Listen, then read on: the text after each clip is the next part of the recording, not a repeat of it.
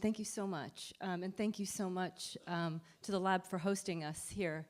I know we have 20 minutes, and I'm going to try to be very quick. I have a 1-minute trailer to show you, which we just put together last week from our show in New York in January. And I'll just set that up in a minute. I'm just going to quickly tell you a little bit about the history of the project. It started as a response to the war in Gaza in 2014, when I felt like I was doing absolutely nothing to support the Palestinian theater artists that I had worked with 20 years earlier under much different circumstances at the time of Oslo, actually, when things seemed really hopeful. And I had an opportunity to direct a play in Ramallah. And so I came up with this idea of starting an organization that could bring, in this case, Palestinian artists to New York for a period of time to present something new and different to US audiences. New York had a history of censoring Palestinian work for decades. And so I figured, since I was just a person without a board of directors who could withdraw funding from me, that I might be able to just do something independently. And then I went on a research trip, and I met with Palestinian artists all over the country. And thanks to Roberta Levitow, who's here, she introduced me to Amir Nizar Zwabi, who I met, I don't remember, 2015, 2016. And immediately upon meeting him, I knew that he was really an extraordinary artist, and that he would be an amazing collaborator for this rather nebulous idea at that time. Just to give you a brief introduction to Nizar, and here he is. In addition to having written and directed an enormous amount of theater in Palestine, he's also renowned in Europe. He's worked a lot in London. He's been an associate director of the Young Vic. He's the first Middle Eastern artist to be at the helm of a production at the Royal Shakespeare Company. He's the artistic director of Shibahur in Palestine. He's a Sundance advisor and an honorary member of the United Theaters of Europe. He is an artist who works fluidly in many languages and in many cultures. And his experience, having worked in London so much and with Western theater, and having been really boots on the ground doing work from really guerrilla-style work in Palestine, made him sort of a perfect interloper for this idea. And I did, the last group here ended on a note about what is it like to do theater when the conditions are really oppressive and stifling. And one of the first things Nizar told me was about the freedom he feels in doing work where there's absolutely no support, and the conditions are terrible, and you have absolutely nothing to lose. And he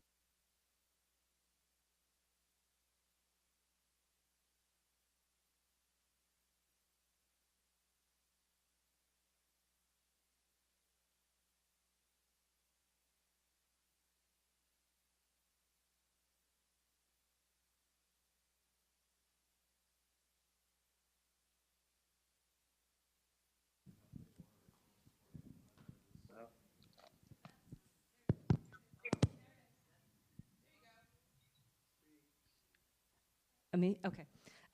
So, and I thought that's sort of a nice way to just sort of tie things together a bit. So Grey Rock came about because I asked Nizar to create a piece for New York, for the US in particular. I asked him to create a piece that would be in English, that was not created with a local audience in mind, but really a US audience in mind, and to really explore the relationship between the US and Palestine. What is the effects of US culture on Palestinian culture, and vice versa, and kind of almost taking Israel out of the equation. I really was not interested in looking at a historical event and and going into details about, you know, what did or didn't happen in any situation. So, and the other thing is I really wanted to create a company that didn't already exist. I wanted to give the Palestinian actors, particularly the 48ers, the Palestinian citizens of Israel, an opportunity to work with actors in the West Bank, because that's so complicated and hard. And I thought having them all in New York, it would be an easier, they wouldn't have to commute as in such a complicated way to get together. So we did 4 workshops in Palestine, in Jenin, in Bethlehem, in Ramallah, and in Haifa. And we auditioned a couple of dozen actors in each of these cities. And from them, we created a small company of actors. And these are the actors that Amir Nizar wrote the play for. And one of these workshops was attended by Iman Own. I don't know if she's here right now, but she, there you are. So I have to give you credit, Iman, because we went out for dinner after one of those workshops, and you said to me, we were talking about the American influence on Palestinian culture at that point, and you said to me, I remember very clearly when the Americans landed on the moon and what an enormous impact that had on you as a young person at the time in Palestine, and how that shaped your image of what America was in that moment. And anyway, I remember sharing that anecdote with Nizar, and I'd like to think that that was the beginning of the seed for what has become Grey Rock. Briefly, Grey Rock is the story of a man a former TV repairman in the West Bank who decides to build a rocket to go to the moon, and the chaos that ensues in his family with this idea, and when they discover what he's up to. I guess, and I am going to let you talk. That's it. That's all I'm going to say. I just wanted to give you a sense of how this came about. I'm going to show the trailer now so you can see what it is, and then we can bring Nizar into the conversation. So here's the 1-minute trailer.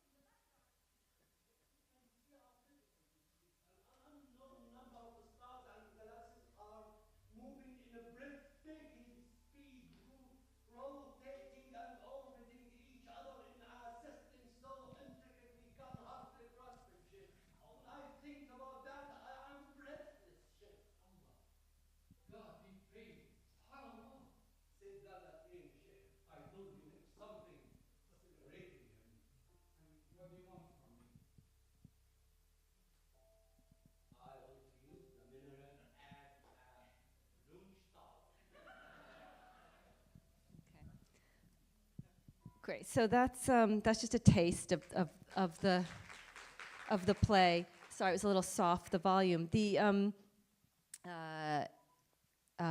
play is deceptively simple. It's a seemingly very conventionally written play that is extremely accessible and draws you in, and to the point where you, as an audience member, really start to believe that this is actually possible. And you kind of go into this absurd territory, but through a very non-theater of the absurdist style of way of getting in there. So I thought it was an extremely subversive and clever project. So, Amir Nizar, I would love you to talk about the experience of presenting this in New York, and your goals and whether they were achieved in doing them. The experience was a blast, New York.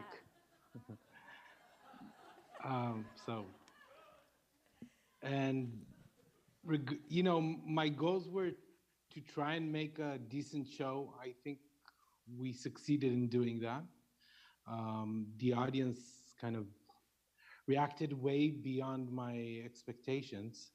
Um, I think I think that what was really unique in this project was that from the onslaught, talking with Alex, we kind of, the parameters were to try and create a show that communicates to an American audience. Um, and when I started thinking of the moon landing, it seemed such a beautiful vehicle to tell that story because it encapsulates all the American values, the kind of go-getter, go west, everything's ours, we deserve everything. Um, so, which is in stark contrast to Palestine, which is this ancient country full of history. Everything you touch here is holy and complicated, and then the idea of creating a space mission for Palestine came about. Um, and one of the first things I started thinking of is that this shouldn't be a fable, that this should feel real, that this should feel as if somebody can pull it off. And I spent a lot of time watching YouTube videos of kind of maniacs. Uh, but actually, one of the things that kind of blew my mind away is that it's completely possible. It's just a matter of time and money. But the technology is out there, and if somebody is insistent enough or obsessed enough, he can pull it off, even if he's from Palestine. And the moment that was kind of a real possibility, a story was structured around it.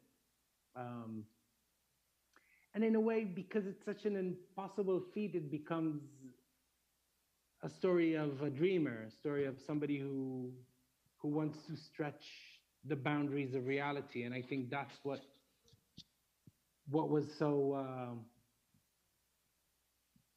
touching for audiences that aren't necessarily very familiar with all the nuances and the nooks and crannies of the Palestinian society. At the same time, as a Palestinian living in Palestine, writing for Palestine, I can only write my reality. I can't write kind of for East Village, New York. I don't know East Village, New York that well. So also for Palestinians, this play is about us.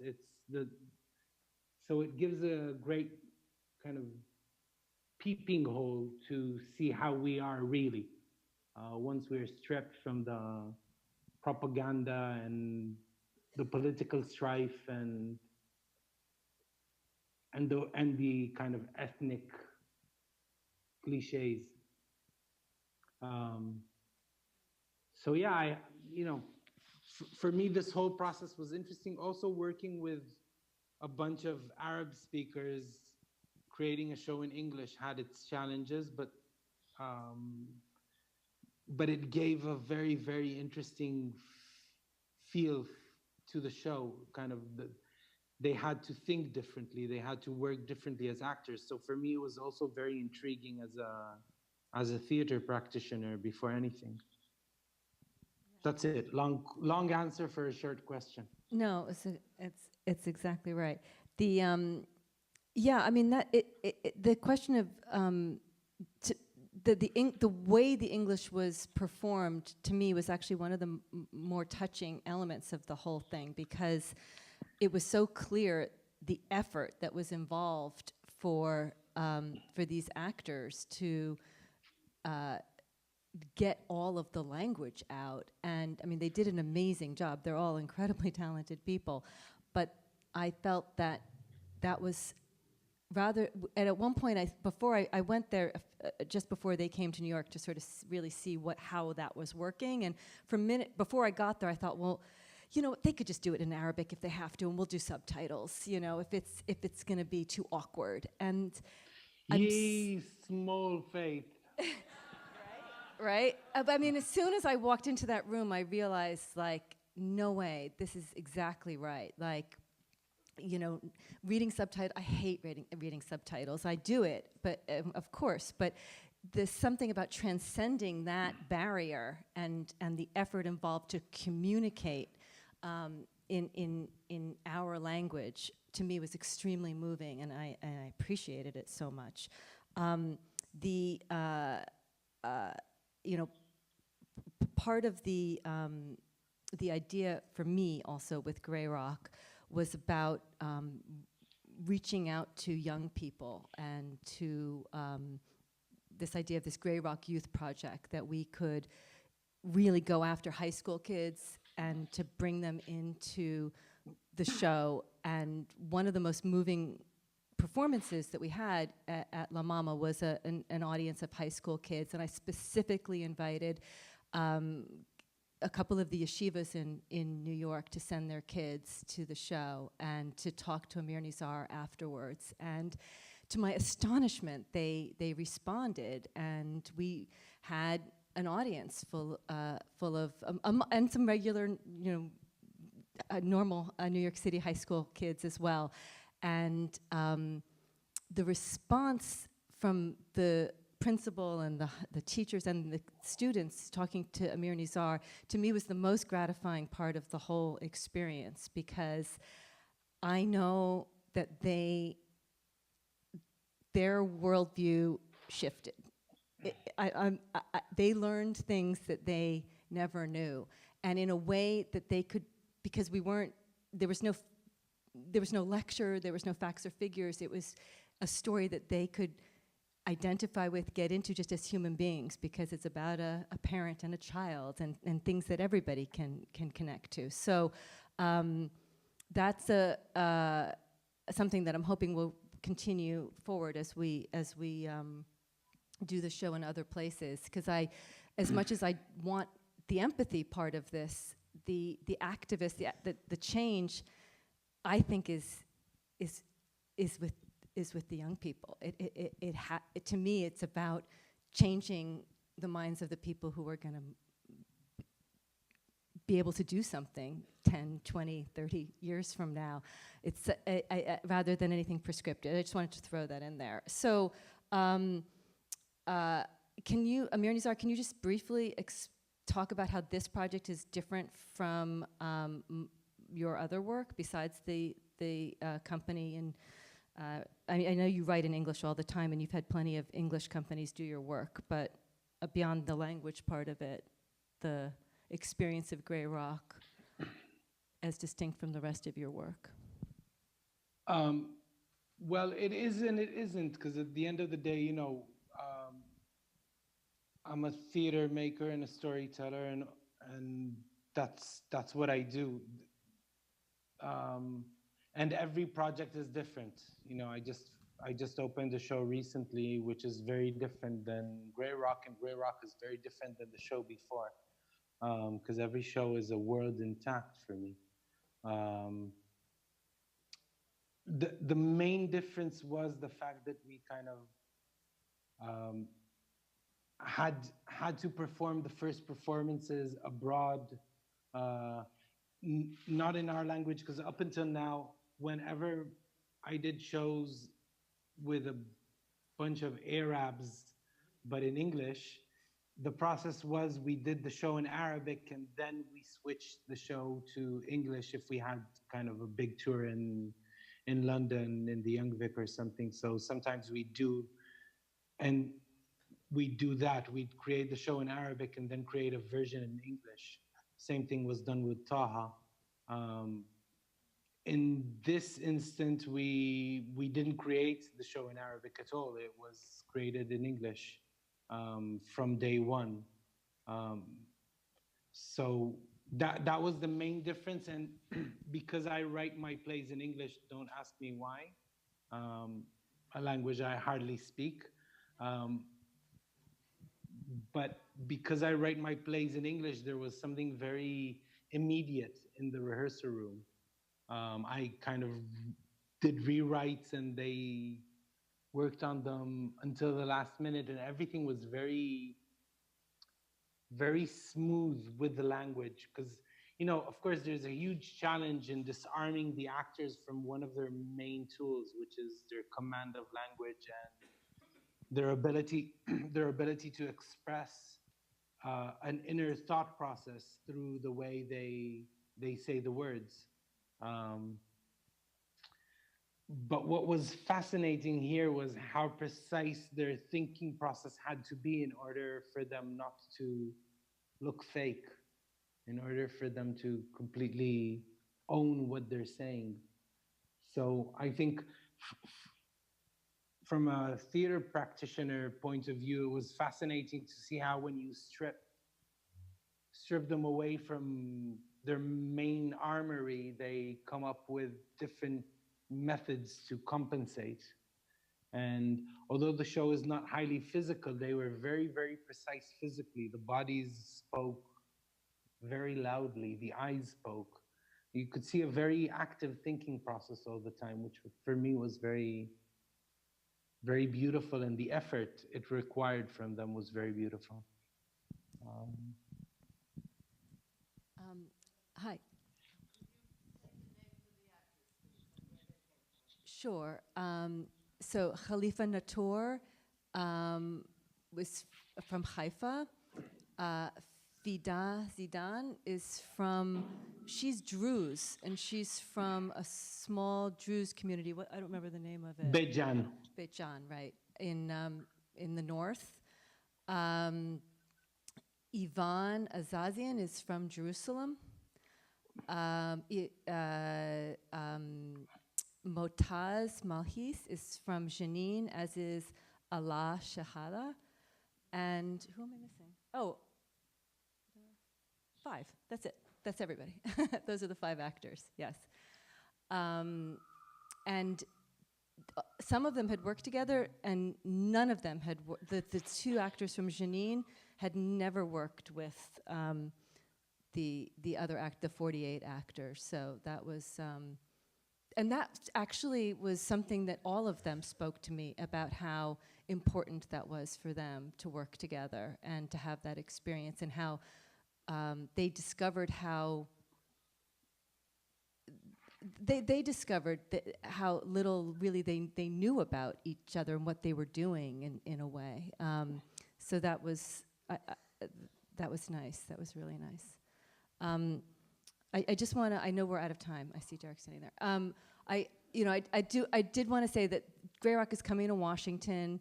It's going to be at the Kennedy Center at the end of January next year, January 30, 31, and I think February 1st. Following that, it also probably in New York just before that, again for a couple of weeks, and in the Guthrie and in Philadelphia. So we're doing this little US tour at the beginning of next year. So I hope that especially all of you guys who are here in Washington will come out and see it. And we are coming, then we'll bring our families and settle, and then we will... The big Palestinian invasion started. All right, thank you so much, and thank you, Derek and Cynthia, for hosting us. Thanks, Nizar.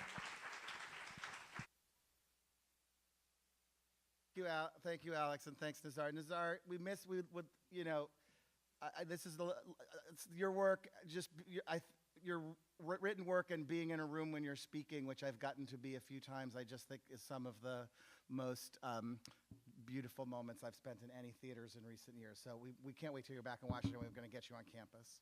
Thanks for joining us now. So we're moving to, this is kind of the part of the day that is like all these people I love, like and admire in such, for me, really related ways. But it may feel like we're lurching a bit time-wise. So we're moving to speaking freely and being seen, prisons, justice, and performance. Thinking of that sort of broadly. We like to think the lab is a pretty cool thing on Georgetown's campus, immodestly.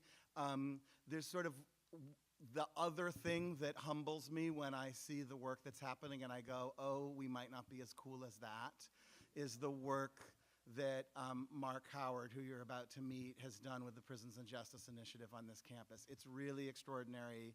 You'll get a taste of it now. You'll meet some of the students who've been working with him, but I hope that gives you a window into it. It is really some of the most inspiring stuff I've been around on any campus ever, and the most important stuff. And so I'm so thrilled that he's joining us here with Cole McConaughey and Anne-Marie Hawley, two students who've been part of his Making an Exoneree course this semester.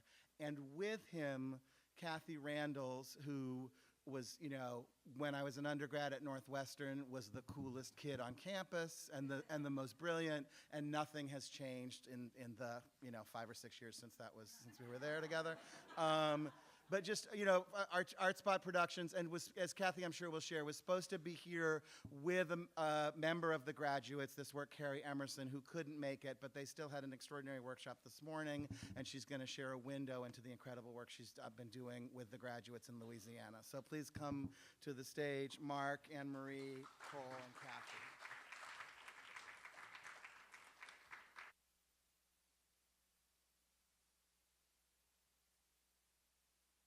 Thanks so much, Derek, for that over-the-top introduction. This is like the coolest panel ever, I guess. So I'm Marc Howard. I direct the Prisons and Justice Initiative. I teach government and law at Georgetown. If I had more time, I'd give you in-depth overview of all the things we're doing. Hopefully, those of you who are at Georgetown have heard about our events, have come to our events. We've had a replica solitary confinement prison cell. We've had a lot of other artistic and music-related events on campus, but also we run programs in DC at the DC jail where we teach courses. Now we offer credit-bearing courses. We actually have Georgetown students who are incarcerated, and we have programs for returning citizens, formerly incarcerated people. If I had more time, I'd go into depth about all that and the amazing things we're doing in our partnership with DC Department of Corrections. We've had performances that we've held at the DC jail, most importantly, Breon Bain, Lyrics from Lockdown, which he was performing at the Kennedy Center, but also did a version of it with all kinds of extra theatrics and special effects and so on at the DC jail. Really extraordinary. So at some other point, hopefully we can talk more about that work. But here, I'd like to focus on another element of what we do, which is the Making an Exoneree project. Those of you who work in the arts know that there's always a story, and that's really what captivates people. And I too have a story that led me to work in this area. It's something that is sort of a relatively recent turn. I think of it as a second career. I'm not going to give away the whole story right now, and actually I'm going to let the short trailer, or sizzle reel as it's called, do a little of the work for me. But what I want to mention is that this is a class that's taught, but it's really a life experience, and it's where students, and you're going to hear from two amazing students here who've been a part of the class this year, are working on real live wrongful conviction cases, real people who are currently locked up in prison for something they didn't do. And our students are working really hard to show that this error was made and to try to get them out of prison back into society.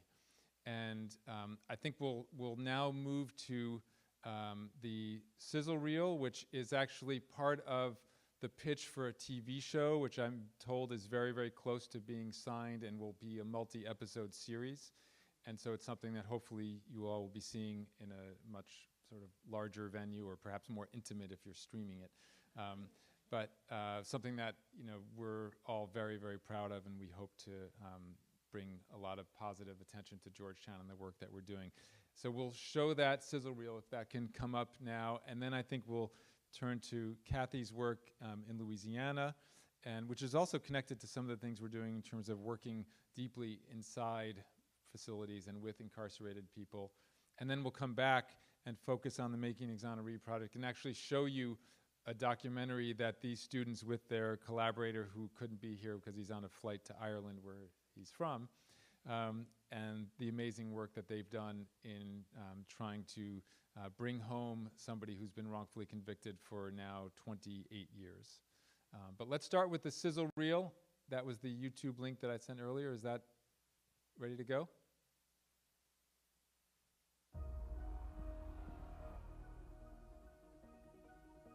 Wrongful convictions, it's an epidemic. It's not isolated to one race. It affects poor people, it affects wealthy people, black, white, the criminal justice system doesn't work like it does on Law and Order or CSI, or huge numbers of mistakes are being made every day. Not everybody who's behind bars belongs there. Innocent until proven guilty is a great ideal if we could actually live up to it, but the sad reality is that we don't. I spent 11 years in prison based on hearsay. Every day in prison is a bad day.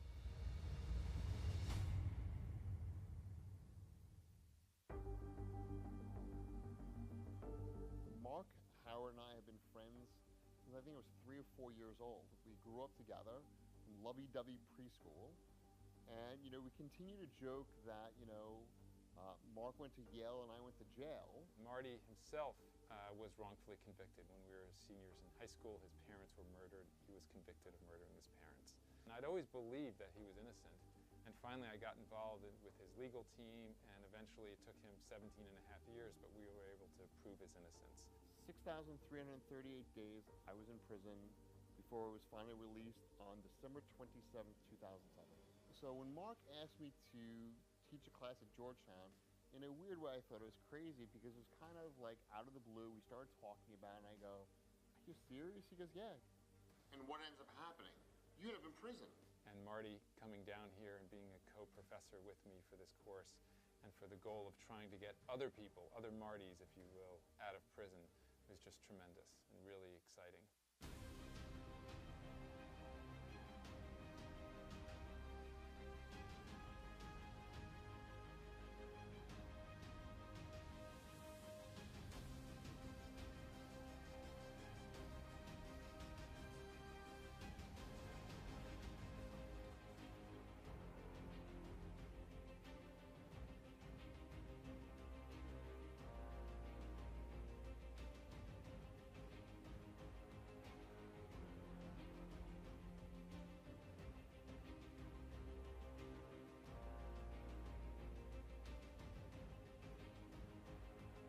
I think America sees itself as such a gold standard in terms of human rights and justice, and then you see these instances where the system has so incredibly failed someone. I absolutely believe in John Moss's innocence. It's so just obvious that he didn't do it. How anybody ever got a conviction out of this, I have no idea. It's a textbook example of a coerced confession or false confession case. They didn't even find the murder weapon. There was nothing that really linked, like forensically linked Kenneth to the crime the night of the murder.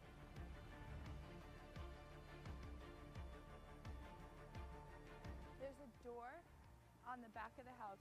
They found blood pooling in the front bedroom and then supposedly dragged her to the back bedroom diagonal across the house. So this is probably it. So the shooter was coming from East Cold Spring Lane that way, tried to rob Terrence McCoy over here, and there's the guardrail. A couple of weeks before Justin Baumgartner was murdered, he filed a police report saying that a green Ford had tried to run him off the road. John confessed. He was repeatedly punched by Trooper Smith, is what he said, and basically were like, if you don't say you did this, if you don't confess, this is where they'll find your body.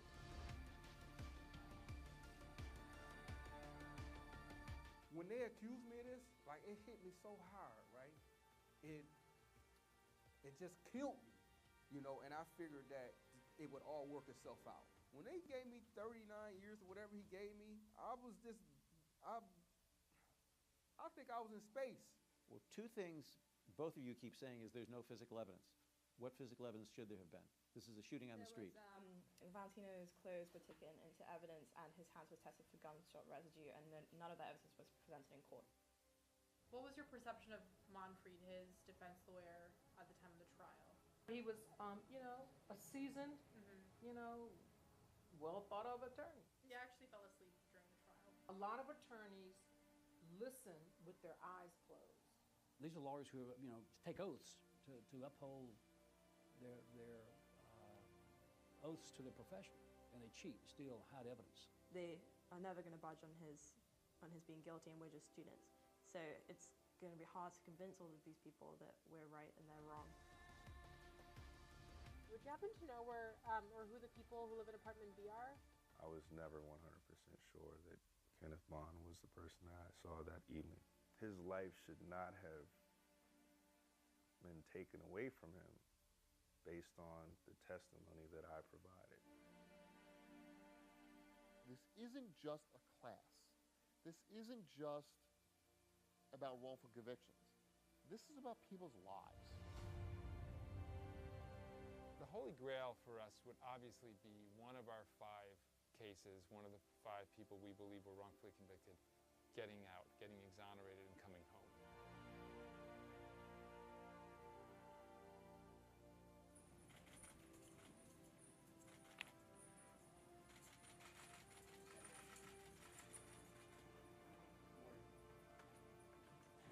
They have done the calculations and have found that you are eligible for release today.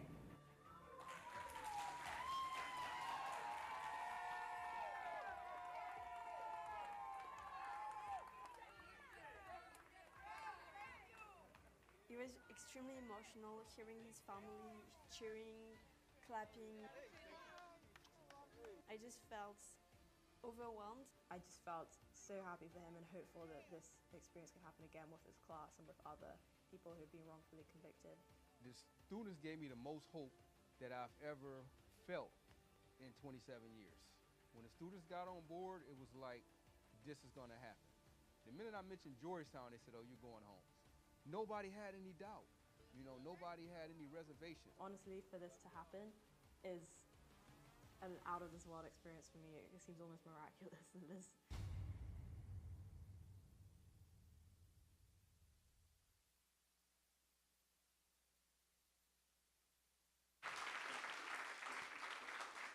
Thank you very much. Thank you. A very quick little epilogue.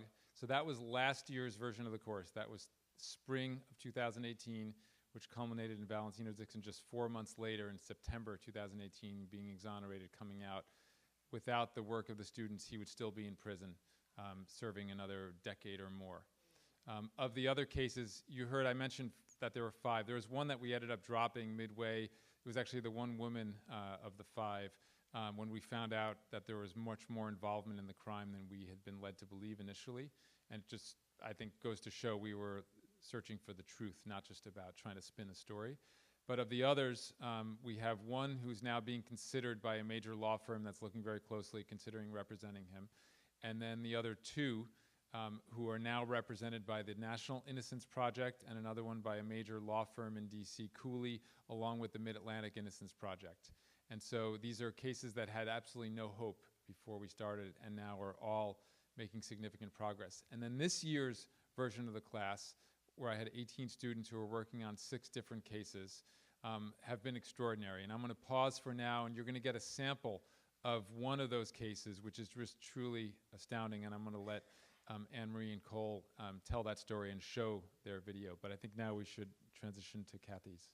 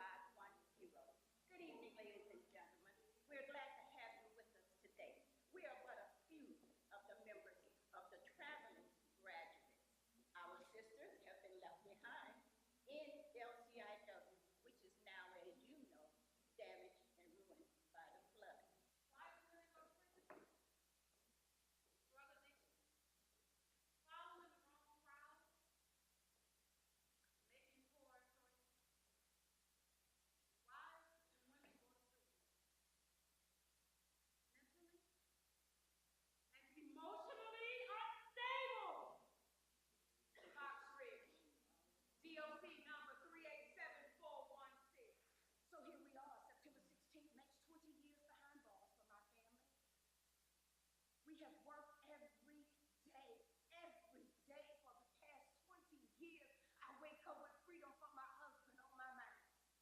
Every night when I lay down to go to bed, I'm thinking about the bills I gotta pay, the 6 boys I gotta feed, and freedom for my family on my mind. 20 years for $5,341 and some change. There are many formerly incarcerated women who do not want anyone to know they ever served time. Why? Because of the stigma that they receive when that information is known.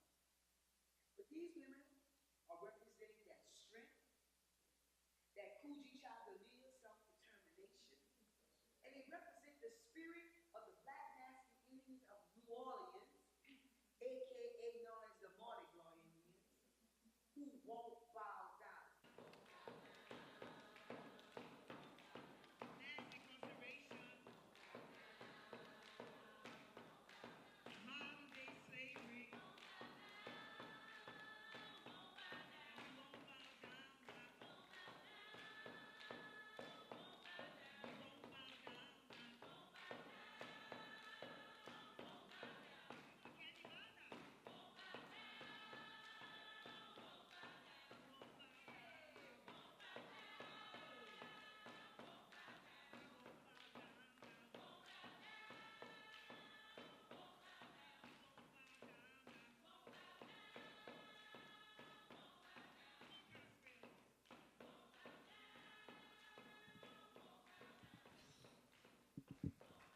Thank you. That video was edited by Washington, D.C. native Betsy Weiss, who now lives and teaches film at Tulane University in New Orleans. While I speak, some slides are going to be rolling, and they won't necessarily fully connect with what I'm saying, but hopefully the dramaturgy will reveal itself as it goes along. I want to thank the incredible lab team for all of the hard work that you guys are doing to bring us all together and make this amazing event happen. I want to especially thank Derek for inviting the graduates to be here, and the amazing gift of seeing that my Magdalena sisters, Christine Evans and Vanessa Gilbert, are here at Georgetown now. Hallelujah. I'm in a global theater heaven right now, and it is such an honor to be with all of you. The story of the graduates for me begins at Northwestern University, where I met Derek Goldman, Michael Rode, and Sophia Skiles, who are here in the room. Our shared acting teacher, David Downs, helped me uncover my dormant rage while I was playing Hamlet. But it might have been my rage from giving my precious freshman virginity to one of those entitled northern white boy seniors who had no idea what virginity might mean to a Baptist preacher's daughter from New Orleans, like myself, and then he dumped me for a prettier sophomore a few weeks later after our first communion without telling me. 3 years later, crazy-ass Dr. Paul Edwards, who loved conspiracy theories, oversaw my senior independent study about anger, aggression, and violence in women, called Rage Within Without, that was also inspired by Dwight Conquergood's, God bless his spirit, yes, performance of nonfiction class. My first public performance of the piece was at the first annual Women's Theater Festival at NU, entitled The Spare Rib Theater Festival, 1991. Ladies and gentlemen, Derek Goldman has been centering uncovered and untold stories since we met at Northwestern. His first piece at Northwestern in undergrad was about the AIDS crisis by people whose family members and loved ones had AIDS. He called me up 3 years later and said, "You want to do Rage again?" And I said, "Hell yeah, but only if I can talk to some women who've really committed murder." 49-year-old Kathy might question 24-year-old Kathy's brazen curiosity, but destiny had her way, and here we are today.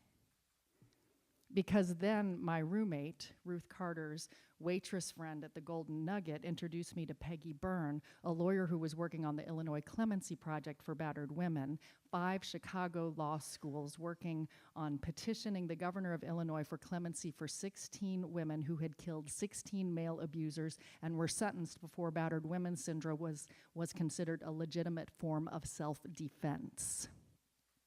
And I met Velma Taylor and Sheila Ray Beasley, and Why Women Kill left the page and entered my life when they told me their stories. They gave me permission to put their stories into my show, and I toured it around the world.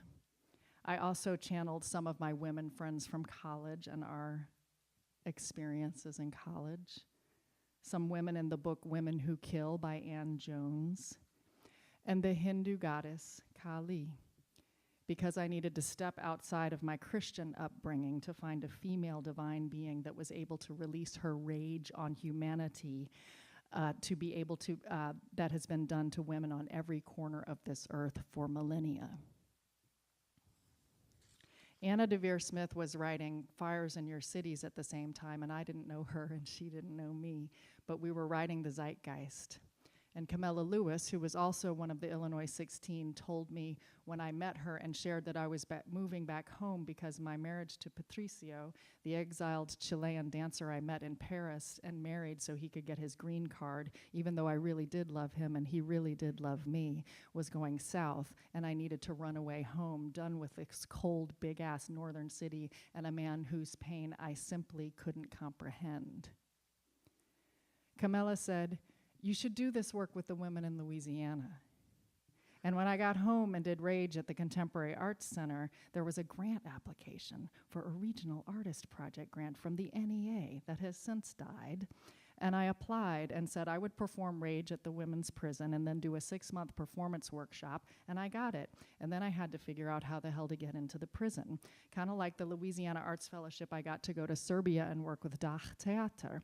I got it, and I had to figure out how I was going to get into a country in a civil war. But we can talk about that country and whether violence really is ever the answer to violence over tea another time, Madam Secretary. And when I finished the 6 months at LCIW, Cheryl Cahey, founding member of the LCIW Drama Club, said, "You're not leaving." And I said, "Yes, ma'am, you're right, I'm not."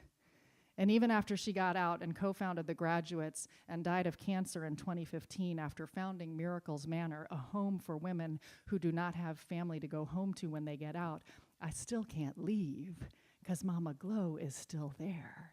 And Bartley and Star and Dee Dee and Selena and Demetricy. And so we did a life quilt, and oh my God, it's too much. Let me back up. Asetawa Amor Amenkum, my co-director, is big queen of the black masking Indian gang, the Washita Nation in New Orleans. She started working with me at LCIW on a piece called Gifts of Our Ancestors with help from a grant that was supposed to last 1 year. And just like me, Cheryl told her she wasn't leaving. So we've been in and out of volunteering at the prison for 23 years now. And when the women get out, we lose contact. Excuse me. We lose contact because we see them, we say hello, and they get swallowed up by the busyness of life in capitalist America and making up for all the time that they have lost. So we started the Graduates in 2012 with Cheryl Cahey and Carrie Emerson, who was supposed to be here with me today, but her nephew was in a car accident and she had to stay with her mother, who needs 24-hour care now, so that her sister could go be with her son. I'm away from my 12-year-old girl child now, but she doesn't let on that she cares anymore with her one-word answers that are covering up so many thoughts. So Carrie is home. We tried to get one of the other graduates to come, but schedules were tight and cost was prohibitive, and Fox Rich, who whoops my ass as often as she gives me sugar, said, "Well, it's the divine plan, Kathy. You go on and represent us then."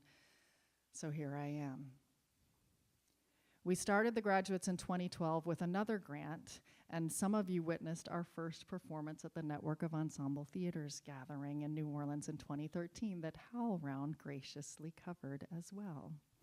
Well, 2 years later, we performed at an alternate roots gathering in New Orleans, and Fox Rich filled in for Carrie that morning because Carrie had called us the night before and told us that Cheryl Cahey was not going to make it through the weekend. And so after the performance, we drove to the hospital in Baton Rouge and said goodbye to Cheryl and sang her to the other side. And she has been watching over us ever since. Hey, Cheryl. Her vision is strong. And she and Yemaya and Risa Wilson and the people who were on the grant panel granted us the Robert Rauschenberg Racial Justice Fellowship that was designed to help artists who were already working on bringing about racial equality in the US by ending mass incarceration.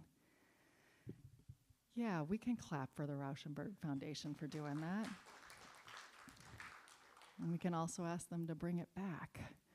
And with that funding, plus help from the Mellon Foundation and Alternate Roots, we went to the FICPFM conference. That's the Formerly Incarcerated Peoples and Their Families Movement in Oakland, where Thais DeFillo, our youngest graduate, and Asetua and I were bowled over and humbled to be in a room of incredible leaders, all of whom were formerly incarcerated. Asetua and I are not. But when we yelled together, "All of us or none," I felt I was finally part of a movement that just might win, and I got hope back for this country. And we traveled through Louisiana with our Performance Won't Bow Down, and we held the Beyond Incarceration Summit in New Orleans in April of last year and featured formerly incarcerated women who are changing the landscape of this country through the National Council of Incarcerated and Formerly Incarcerated Women and Girls. And we made the life quilt. Hand-beaded names of the 107 women in Louisiana who were serving a life sentence in 2017. And at the center is the image of our Mother Mary, Mary Turner, who was sick the last time I saw her in 2016 when the flooding in Baton Rouge area of Louisiana entered LCIW, and they were all evacuated in a harrowing and inhumane way. And they're still spread all over the state. And it took us a year to get back into the prison because we're not a church group. And we only got to meet once a month last year and only twice a month this year. And we still haven't seen half of the women who are in the other institution.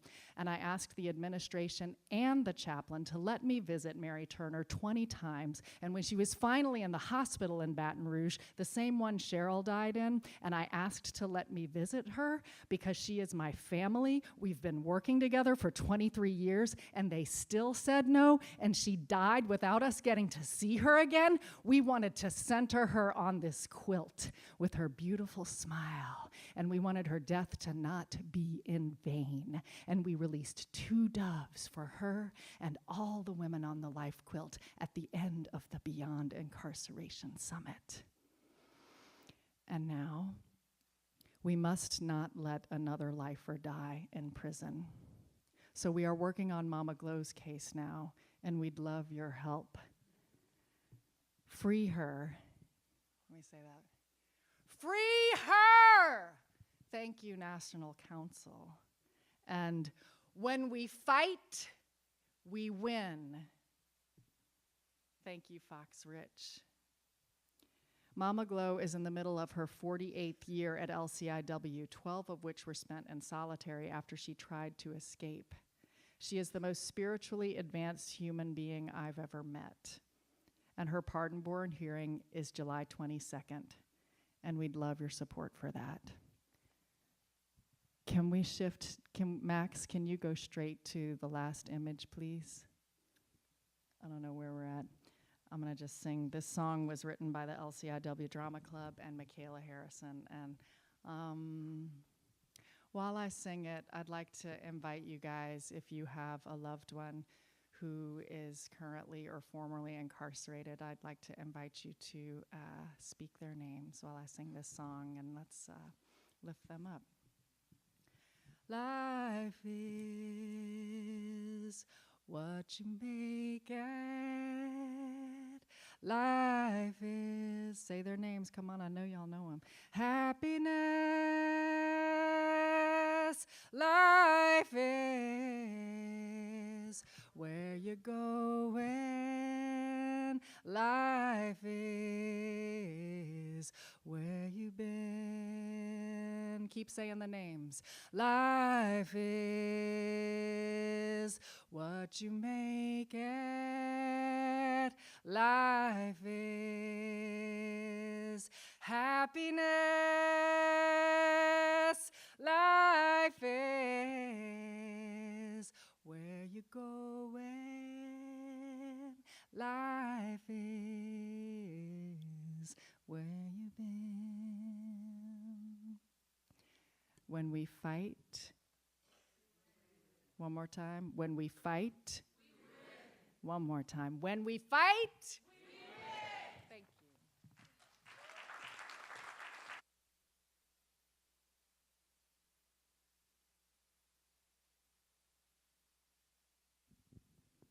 Hi, everyone. So I'm Cole, and this is Amory, and we were in Marc's Making Exoneree class. And this semester, we worked on the case of John Brookins, who has been incarcerated for 28 years for a crime he did not commit. He was convicted for murdering his friend, Sheila Ginsburg, but he was actually an eyewitness to the crime. And as you'll see in our documentary, it's a case that's littered with police misconduct, suspected planted DNA, and ineffective counsel. And you'll see that John just doesn't belong in prison. So this semester, we've had the privilege of getting to know him and his family. We were just in Pennsylvania on Wednesday visiting him in prison. And we've reinvestigated the case, interviewed witnesses, gone through thousands of pages of documents, and we are convinced of his innocence.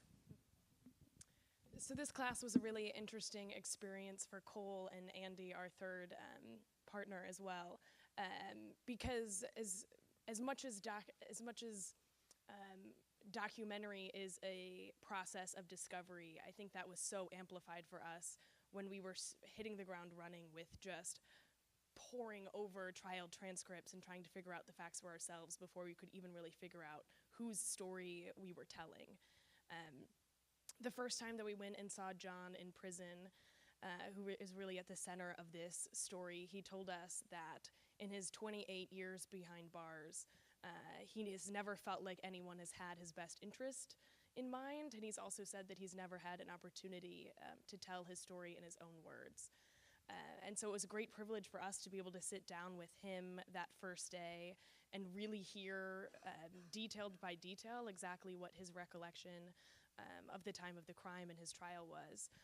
But unfortunately, with prisons being a place where speech is so listened to and constrained, we were not able to record him inside of prison, and his voice is incredibly difficult to access.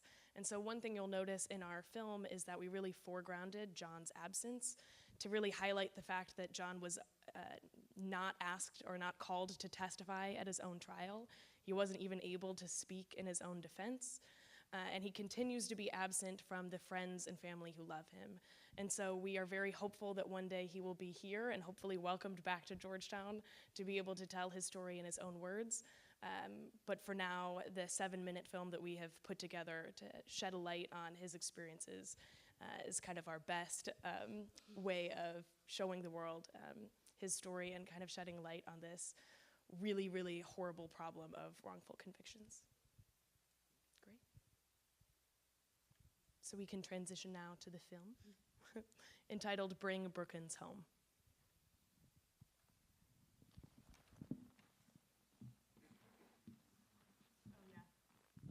There should be sound.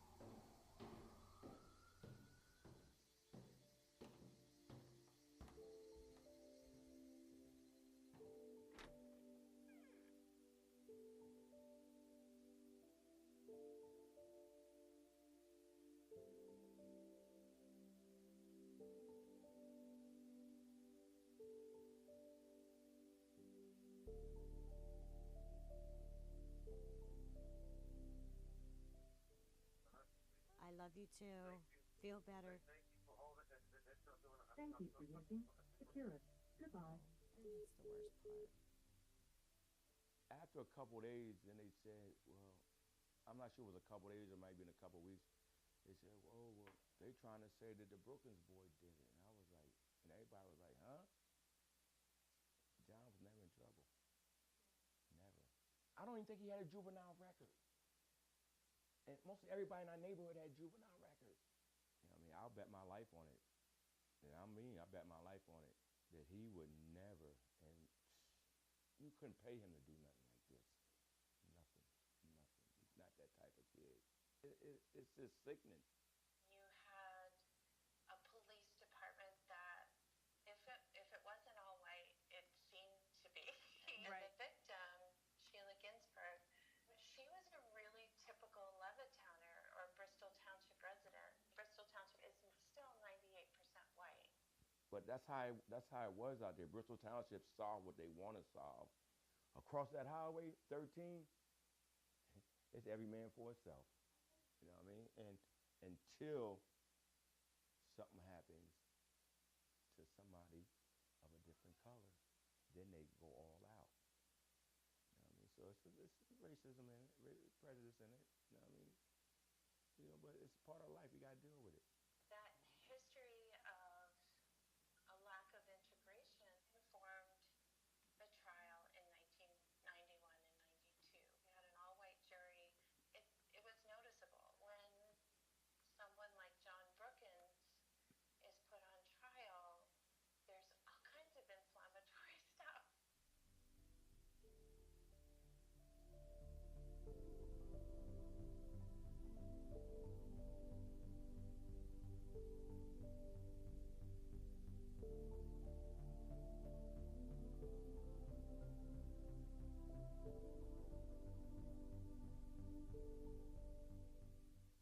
I will never forget it when I heard it and they said that they found a lady like that.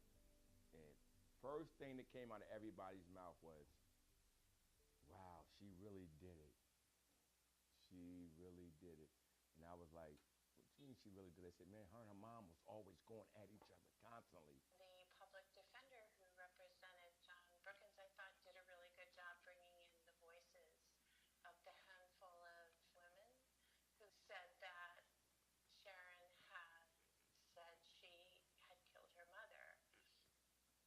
But it felt like no one took them seriously.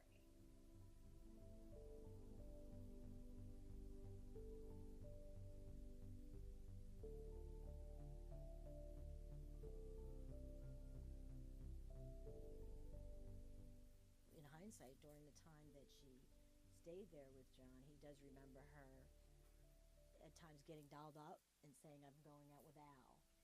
But with this situation with this girl, I found out years later that they had a relationship. Something you see in movies, you know what I mean? You never think that happened in a little place like Bristol, but, you know, it's ridiculous. The first few months when I first started to learn about the details and digging into the details of his case, I became angry, and immediately he would hold my hand or put his hand on my hand or my knee and say, no, babe, you have to forgive.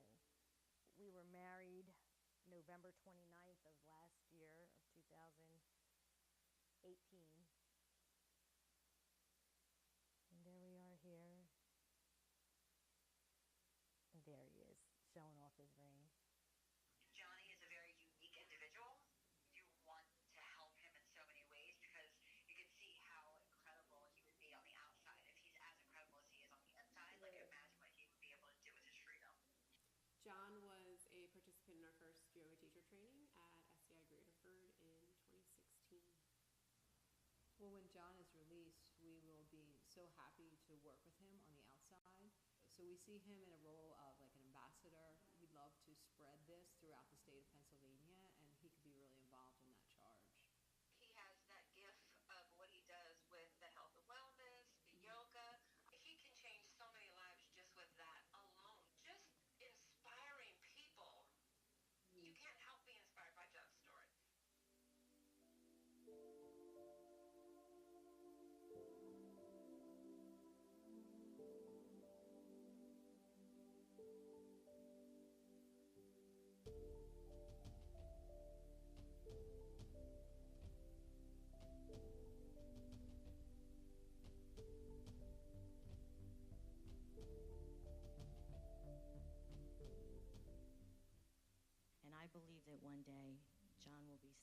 here with you as well.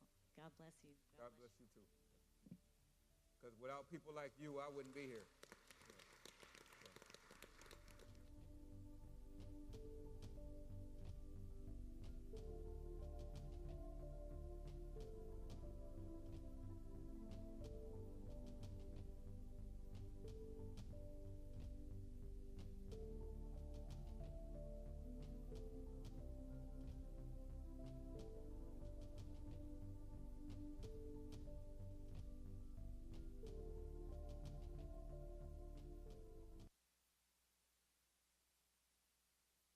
Grades are due on Monday. What grade do you think they deserve for that project? C plus? No. Pretty amazing. These are undergraduate students doing this work. People always, in the media, they always think that they're law students, but they went to the ground and reinvestigated every aspect of this case, and there are 5 other cases that if we had a lot of time, we would show you them as well. But it's really extraordinary. I'm so proud of them.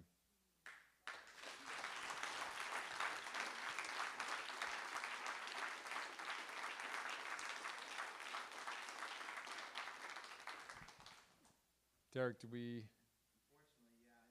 It's a pain. I know so many people have questions and want to talk, but we are at time. But I hope we can Stick around a little bit. Stick around. We're only about 15 or 20 minutes away from the meal break and dinner, so I think the conversation. Great. Thank you.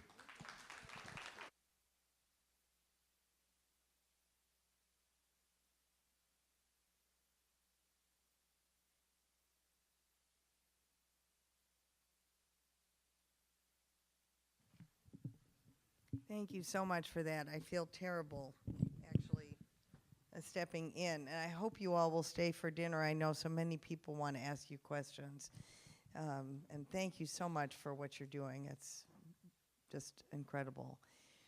I want to give a little bit of context to our next performance. I'm Cynthia Schneider, the co-director of the lab with Derek, for those of you I haven't had a chance to meet yet. The next performance is going to be from and about Cambodia, which is a place that has become very much a part of Derek's and my lives at Georgetown. We are lucky enough to teach a Centennial Lab course. These are courses that have been brought together to celebrate the centennial of the School of Foreign Service.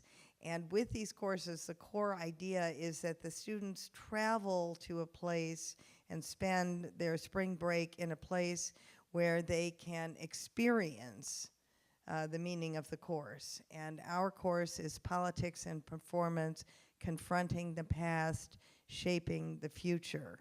For any of you who've traveled to Cambodia, you know that this small but incredible country is an extraordinary laboratory for the transformative power of the arts. As I'm sure you know, Cambodia suffered, is there any other kind than devastating genocide in the 1970s, when 2 million of the 6 million people living in the country were killed by Cambodians. Which still, for anyone who's been there, is just so difficult to understand.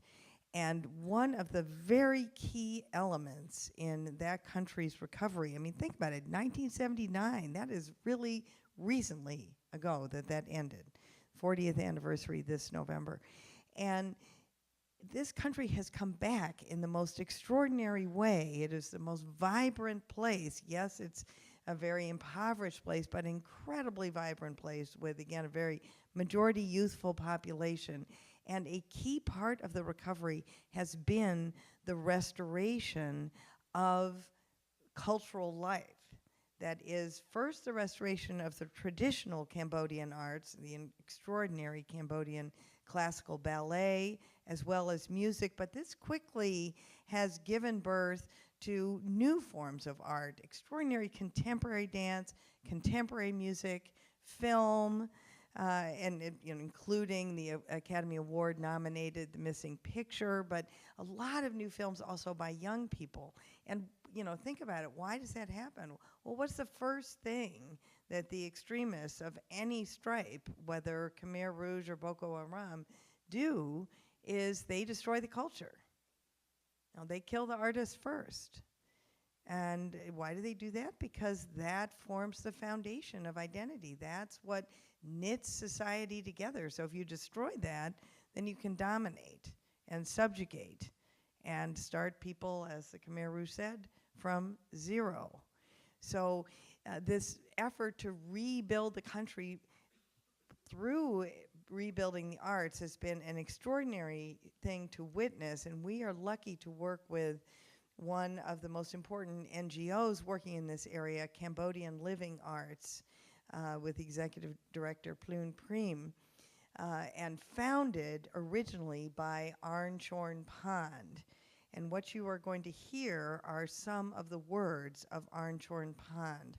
Arn is himself a musician, but it's something that he learned as a child in the Khmer Rouge death camps, where he happened to encounter a music master who taught him how to play the flute. And there's a wonderful documentary called The Flute Player about his life, and a book called Never Fall Down about his life. And the Khmer Rouge had Arn, at age 10, play the flute over the loudspeakers in the camp to mask the sound of the smashing of the skulls to kill people. Arn was then adopted and grew up in the United States, but then came back as an adult to Cambodia.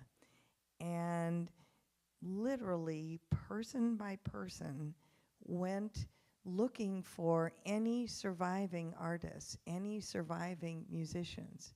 And he found his master, as was true of many of the artists, not practicing his craft, not being able to earn a living. And person by person, he helped to rebuild the arts in Cambodia. And now there is this thriving NGO that supports artists in every aspect of their work, connects them to other artists all around the Mekong, and is really central to the rebuilding of this country. And we are lucky enough to have a trip that is curated by them that brings our students not only to the very important genocide sites, but also in contact almost every day with Cambodian contemporaries, with whom they do workshops, with whom they learn, what are the methods of recovery that are being used right now in the country, with whom they create works. So they come away with an extraordinary sense of the country and the people living in it. We're going to take you inside that journey that Cambodia has been going through the artistry of Sophia Skiles, New York-based artist, photographer, thinker, and the extraordinary Cambodian dancer, acrobat, and contortionist, Phounam Pen, who will tell you a little bit of her story afterwards. Phounam is about to graduate as an incredibly successful college student here, but she was trained at the wonderful Phare Circus School, another great Cambodian NGO. Phare is in the French word for lighthouse, Phare. And she is able to stand on her head, and I can't even describe it, and put her feet up in the air and shoot an arrow into a bullseye on her head with her feet. So think about that when you see, you can't even imagine it, but I swear she can do it. I can't even do it standing up.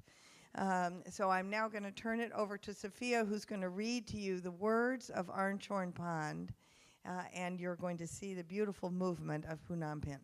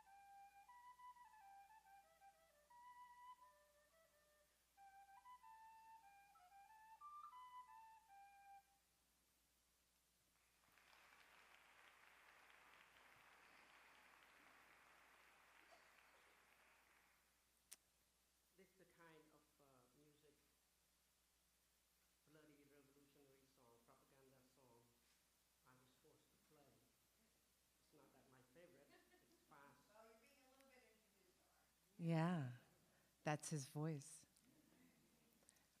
And that was him playing the flute.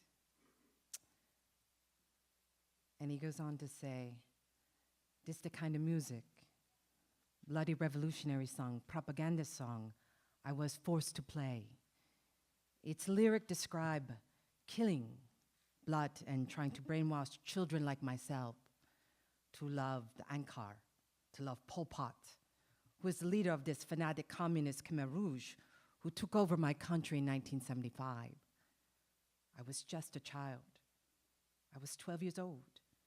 We didn't know when they came and took over Cambodia. They forced everybody out of the city. I was taken by them from my family and forced to live with about 700 children in a temple, a Buddhist temple, which they converted into a killing place. I was forced to watch a lot of killing, a lot of thousands of people were killed, especially children. I was forced to also do many things, bad things that I didn't want to do, but I had to do it because the Khmer Rouge will kill you. In the middle of this killing, it's hell beyond words for me. Sometimes the Khmer Rouge play games with the dead. They would prop a person up and put a cigarette on their mouths and they laughed at them. I watched my own sister starve to death, slowly. They kill anyone who are educated, who they say, pro the West, pro the Americans and the West.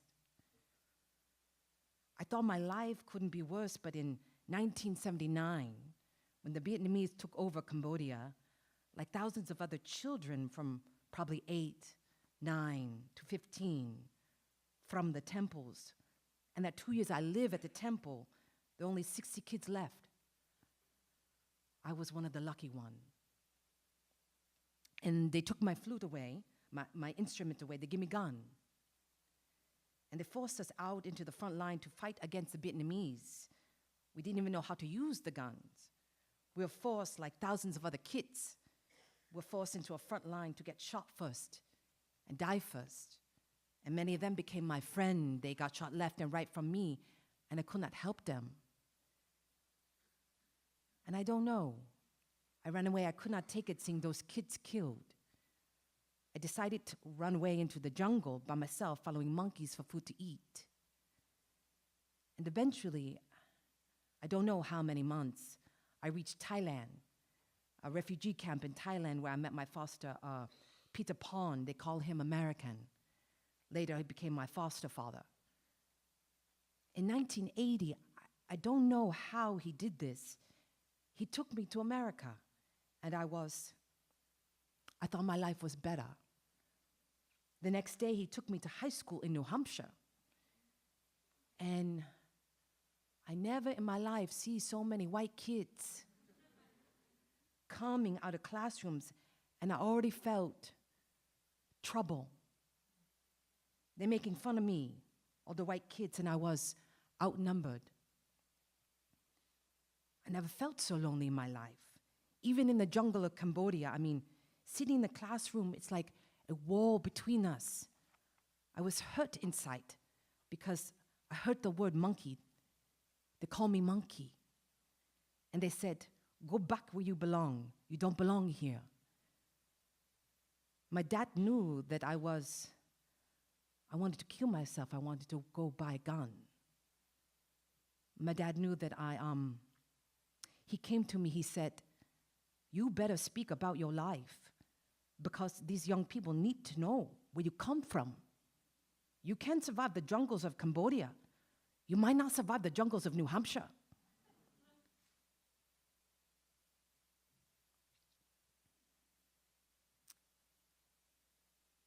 Eventually, I spoke a few words about my life.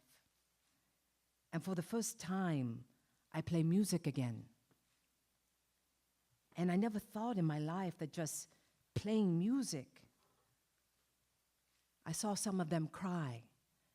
I don't know why they cry.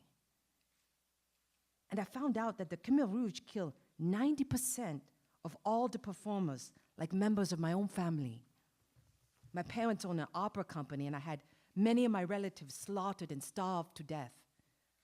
My little sister and my little brother. And they done nothing wrong to nobody.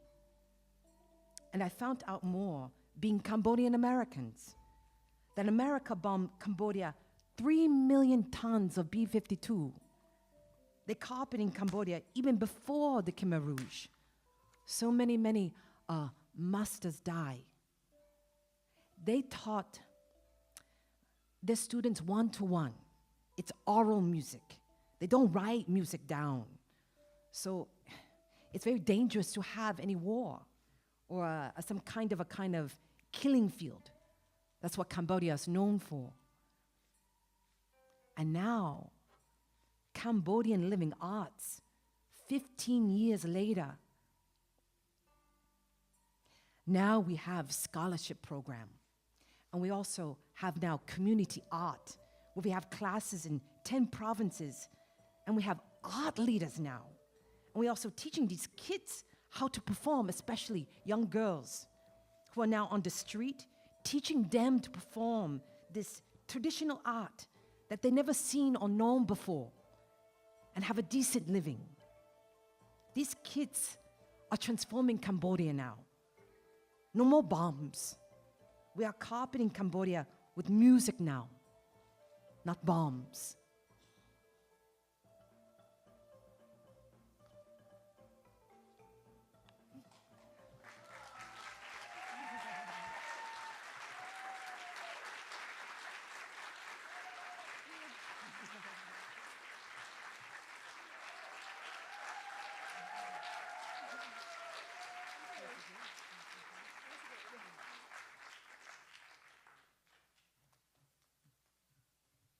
Thank you so much, Sophia and Phounam.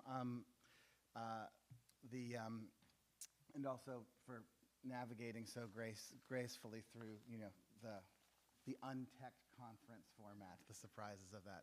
I want to just point out we are getting close to our time, and we have a final kind of grace note, but Phounam is going to be with us for the rest of the gathering, is joining us at dinner, and is also going to be with us all day tomorrow. One of the beautiful things that came out of this last Centennial Lab experience, and it was true last year too, is we had, we met a lot of extraordinary artists, but one who really moved us in particular and moved our students is Sophia, who's here, and I just want to point him out. He'll be. Sophia has made his first trip to the United States, and he'll be speaking on the panel tomorrow, the Theater and Resilience panel. But his story and Phounam's story and the work they're doing has been so inspiring and generative. We're at the end of the semester with our Centennial Lab students, and they're writing about and performing inspired by these experiences of meeting you guys. So to then having you here, it's really kind of extraordinary. We're going to have a final sort of extraordinary grace note before we move to the evening portion of things. As you've noticed, we have yet another, because we've already had some of the great American actresses, in my viewpoint, just in this section. We have another really, really great American actress with us. And we've had the pleasure of working with Kathy over the years at Georgetown and welcoming her here for some Studs Terkel event, Tennessee Williams' 100th birthday event, Kamino Reel, a Joan Vale Thorne project called Anatomy of a Female Pope. But you know her work, for her Tony-nominated work in Angels in America, her Obie winning work for the Margaret Edson's Wit, Talking Heads, the Obie Lifetime Achievement Award, her TV and film work on The Affair and House of Cards, etc. But more than that, we know Kathy as like just a kindred spirit in the world of everything we're here doing this gathering about. Every time she's come here, she's just like an incredible one of us. So she's got this amazing 4 quartets project that she's been involved with that has been around the world, and she's going to close our afternoon with a performance offering. So please welcome Kathleen Chalfant.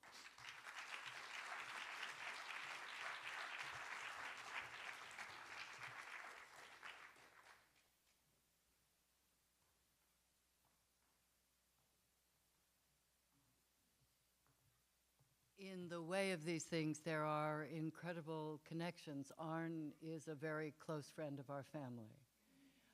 We've known him for a very long time, and 2 years ago went with Cambodian Living Arts to Cambodia.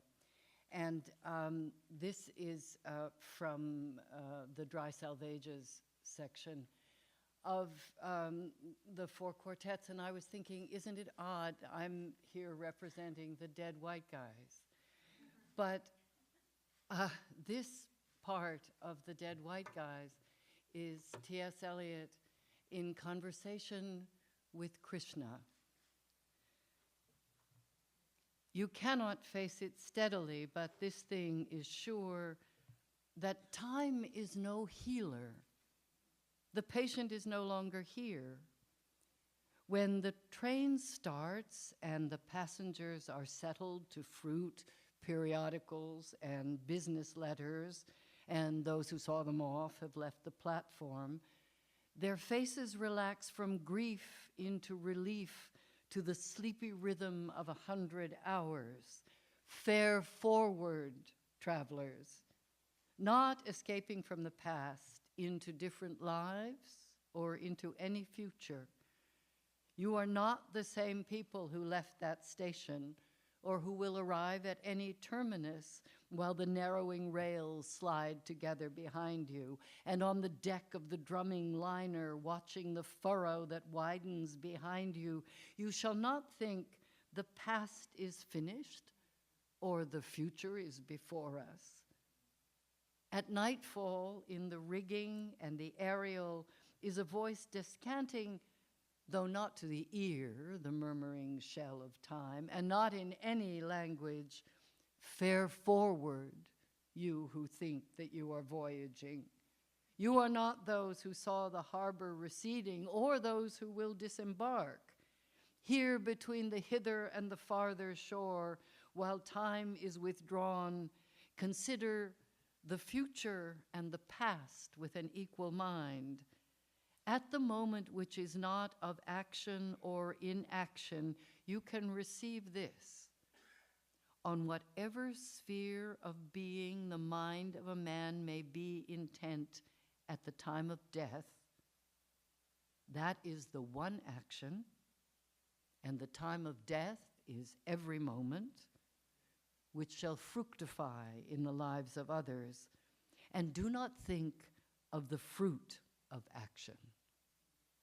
Fare forward. O voyagers, O seamen, you who come to port, and you whose bodies will suffer the trial and judgment of the sea or whatever event, this is your real destination.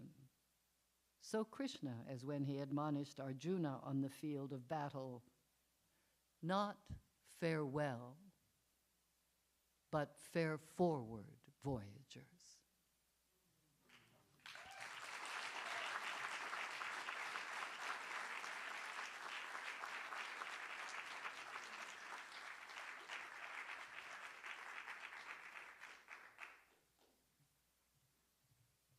Thank you.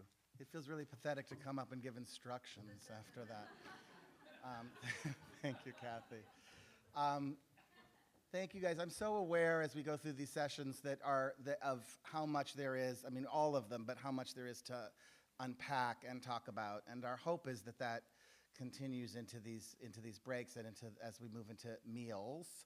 So dinner is now at the tent and is available. And just for those of you who are attending Mix and Match, the On Guard Arts performance, which is downstairs in 035, it is at 6, so it's soon, but you can bring food. So you're encouraged to go get your food and to make your way there. And it is full, but with a waiting list, but we think people will be letting off the waiting list. So if you know you're going, go get your food and go there. If you want to go get some food and go there and indicate that you want to go. It will end in time for people to attend the later evening, the other performances you might have ticketed. At 7, We have How to Have Fun in a Civil War, Ephraim Mansour's piece Next Door. At 7:30 in this room, we have Evening with an Immigrant, Inuit Alums in this theater. And then at 9:15, we have Ashtar Theater's Oranges and Stones. There's seats available for all of them. A couple are like close, but so if you know you're not coming to something that you're ticketed for, it would actually be helpful if you would let us know,